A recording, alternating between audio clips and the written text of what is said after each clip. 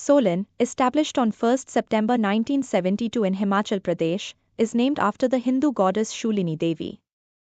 The town celebrates her with a 3-day mela every June at Thodo ground. Historically, it was the capital of the princely state of Baghat. Solan is known as the Mushroom City of India due to its extensive mushroom cultivation and the presence of the Directorate of Mushroom Research in Chambaghat. It's also called the City of Red Gold for its significant tomato production. The town is home to Barog Railway Station, one of the world's highest, at 1,531 meters, part of the Kalka-Shimla Railway Line, a UNESCO World Heritage Site. Nearby Kasauli is where the first beer in Asia, Lion, was brewed, a luxury for British Army stations. Located strategically between Chandigarh and Shimla on the Kalka-Shimla National Highway, Solan is a town where history, culture, and natural beauty blend seamlessly.